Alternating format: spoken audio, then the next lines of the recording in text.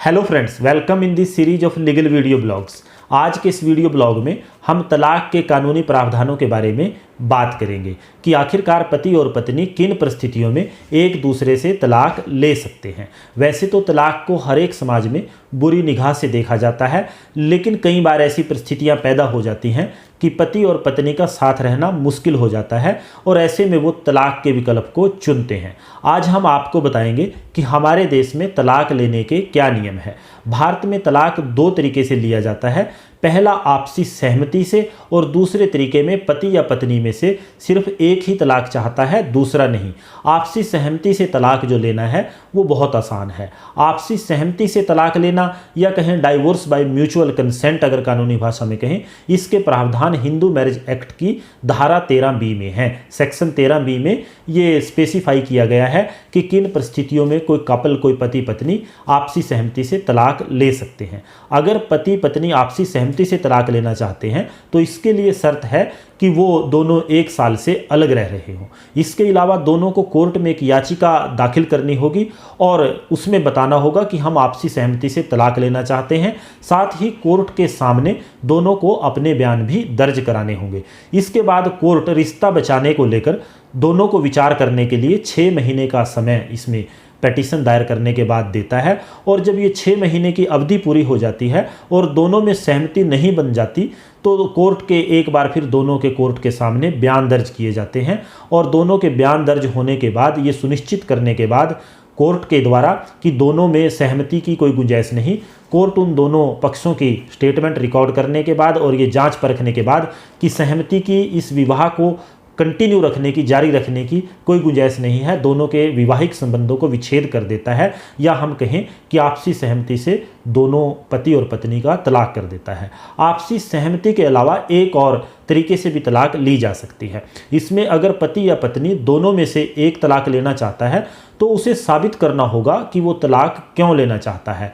इसके पीछे कई परिस्थितियां हो सकती हैं, जैसे दोनों में से कोई एक पार्टनर शारीरिक मानसिक प्रताड़ना करता हो, धोखा दूसरे पार्टनर को देता हो, उसको छोड़ना चाहता हो, पार्टनर की दिमागी हालत दोनों में से किसी एक की ठीक ना हो, वो इम्पोटेंसी का कोई पार्टनर दोनों एक में से शिकार हो, तो ऐसी परिस्थितियों में तलाक की अर्जी दाखिल की जा सकती है। लेकिन ये बताया हुआ कारण जो ऊपर हमने बताए, ये कोर्ट में जो पार्टनर, जो वाइफ या हस्बैंड पेटिशन दायर करता है, उसको कोर्ट में ये अपनी एविडेंस के माध्यम से, सबूतों के माध्यम से साबित करना होता है। साबित करना पड़ेगा, तभी ये तलाक न्यायालय द्वारा उसको दिया जा सकता है या दिया जाता है। ऐसे मामलों में है कोई भी पति या पत्नी बिना कारण बताए तलाक की अर्जी दायर नहीं कर सकते, क्योंकि हिंदू संस्कृति तलाक को प्रोत्साहित नहीं करती और केवल गंभीर कारणों पर ही तलाक की अनुमति हिंदू संस्कृति या हम कानून में कहें दी गई है। आधुनिक हिंदू कानून में तलाक के सभी सिद्धांतों को मान्यता दी गई है और उनमें से किसी भी एक आधार पर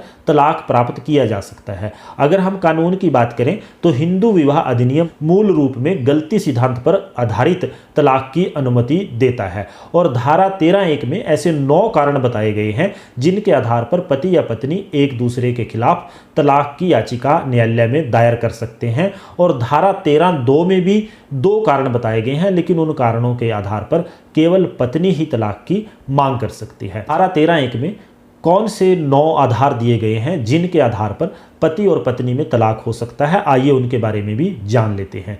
किसी भी पति या पत्नी के विवाह के बाहर अगर यौन संबंध है तो यह व्यभिचार माना जाता है। इससे पहले भारतीय दंड संहिता के तहत व्यभिचार को अपराध माना जाता था। हालांकि सुप्रीम कोर्ट ने एक फैसले के माध्यम से इसको अपराध की श्रेणी से बाहर कर दिया, लेकिन आज भी ये तलाक का आधार है। व्यभिचार के आधार पर पति या पत्नी एक दूसरे के खिलाफ तलाक की याचिका दायर कर सकते हैं।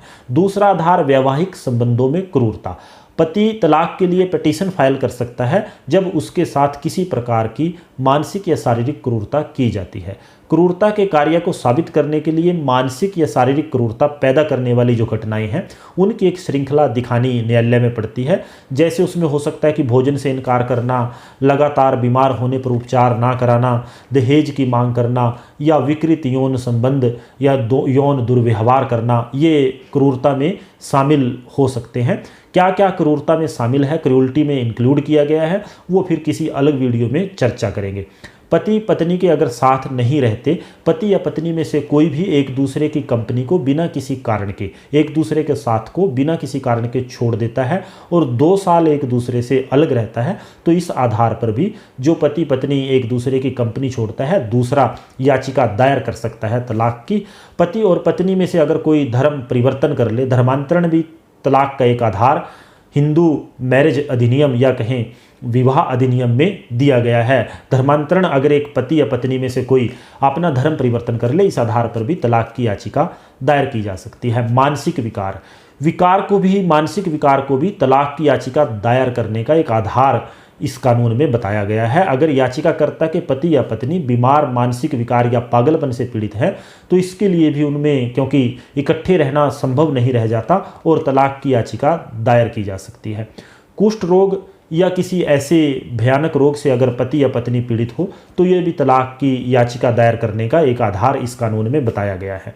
अगर पति पत्नी में से कोई लाइलाज बीमारी से पीड़ित हो, लाइलाज बीमारी में जहां दोनों परिस्थितियों में मानसिक भी हो सकती है, शारीरिक भी हो सकती है, तो जो दूसरा स्पाउस है, वो जो दूसरा पति या पत्नी में से है, वो तलाक की याचिका दायर कर सकता है। लाइलाज बीमारी भी तलाक का एक आधार इस कानून में बताया गया है। इसमें एड्स जैसी गंभीर बीमारियां जिनका कोई इलाज नहीं हो सकता, वो भी तलाक के एक आधार पे शामिल की गई है। संसारिक मामलों का त्याग भी तलाक का एक आधार इस कानून में बताया गया है।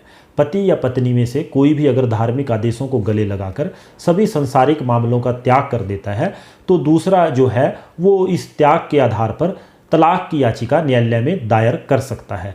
पति पत्नी की मौत की अवधारणा भी तलाक का एक आधार है। यदि किसी व्यक्ति को 7 साल की निरंतर अवधि के लिए जीवित देखा या सुना नहीं जाता, तो उसको मृत माना जाता है, और ऐसे में जो दूसरा पति पत्नी है, अगर वो शादी दोबारा करना चाहता है, तो तलाक की याचिका इस मौत की अवधारणा के आधार पर भी दायर न्यायालय में की जा सकती है।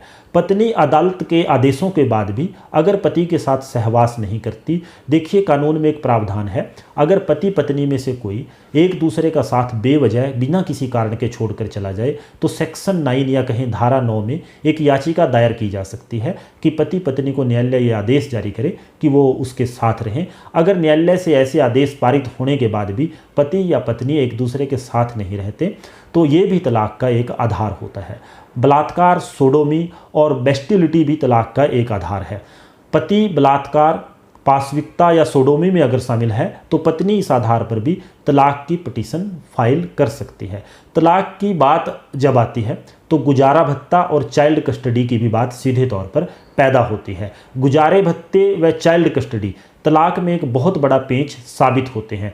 गुजारे भत्ते व चाइल्ड कस्टडी के बारे में कानून में क्या प्रावधान है, बच्चों की कस्टडी माता पिता में से किसको मिलनी चाहिए, कानून उसके बारे में क्या भारत का कहता है, इसके बारे में किसी अगले वीडियो ब्लॉग में चर्चा करेंगे। धन्यवाद and good bye for today. खुश रहें, आबाद रहें।